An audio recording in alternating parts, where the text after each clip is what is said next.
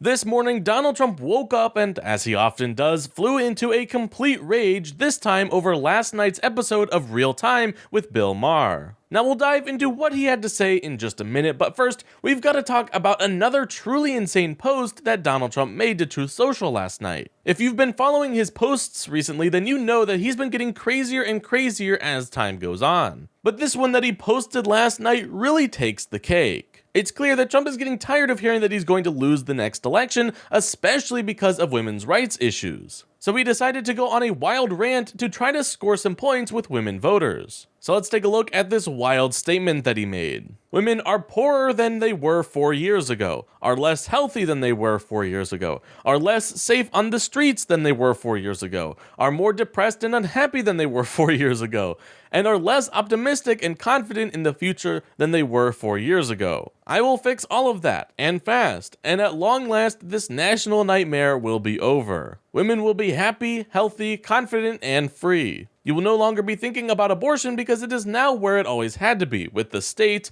and a vote of the people, and with powerful exceptions like those that Ronald Reagan insisted on, for rape, incest, and for the life of the mother, but not allowing for Democrat-demanded late-term abortion in the 7th, 8th, or 9th month, or even execution of a baby after birth. Now I do want to clarify that is just 100% not true. I will protect women at a level never seen before. They will finally be healthy, hopeful, safe, and secure. Their lives will be happy, beautiful, and great again. It's honestly exhausting reading through all of that because it's just so full of desperation. It's clear that Trump is trying to make some sort of message to appeal to women, but that's just not going to work here. Women have seen firsthand the devastating effects of his push to overturn Roe v. Wade, and they're not going to forget that. He's trying to position himself as the hero who will swoop in and fix everything, but the reality is, we all know better. We've seen the damage done under his influence, and we're not going to be fooled by these empty promises. Now, let's go ahead and talk about Trump's rage this morning about last night's Real Time with Bill Maher, because Trump went on a similar unhinged rant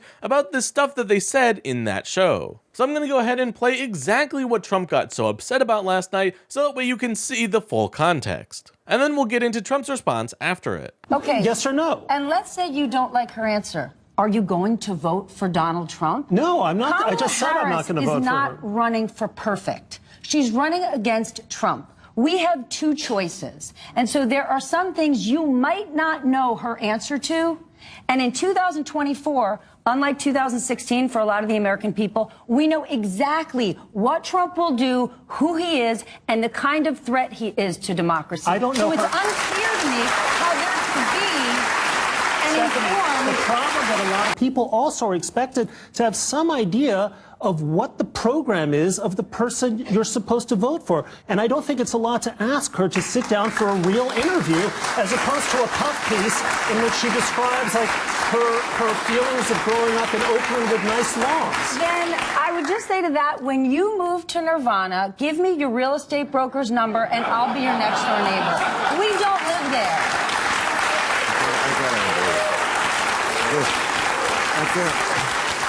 I mean, I feel like you're the dog we're trying to get in the car to go to the bed. You know? So that was MSNBC host Stephanie Ruhle ripping an undecided New York Times writer to shreds. And clearly Trump did not like all of the slander that he received during their conversation, because he had this to say on Truth Social. The ratings challenged Bill Maher on his increasingly boring show on HBO is having a hard time coping with Trump derangement syndrome. He's a befuddled mess, sloppy and tired, and every conversation with B and C list guests seems to start with me or revert back to me. This week, we had dumb as a rock bimbo Stephanie Ruhle from MSDNC on the show, along with a Trump-hating loser, Brett Stevens, who seemed totally confused and unsure of himself, very much like Maher himself. Stevens should find himself another line of work because I am driving the failing New York Times absolutely crazy, and it is very hard, perhaps impossible, for a writer to write well of me without suffering the wrath of the degenerate editors who, with a push from the top, have gone insane. They apologized to their readers in 2016 for their complete and total miss, and they'll do it again in November. The failing New York Times is a badly run newspaper that has totally lost its way. Put it to sleep. So yeah, Trump was very clearly triggered by this segment, so much so that he was ranting about it early this morning. But I think it's good to see this undecided writer go through the ringer during this interview because it sends a really good message to the American people. How is it possible that you can see Kamala Harris and Donald Trump and be undecided? Either you hate this country and want to see Trump overthrow it and become a dictator, or you vote for Kamala Harris, who will allow our democracy to survive. It's really hard to understand how you can still be undecided at this point. And I think this point is the reason why Trump got so upset, because he does not want the undecided voters to realize that they're making a terrible decision. So hopefully seeing this will smack some sense into undecided voters, because they need to wake up and see that voting for Trump is the worst decision that you could ever make.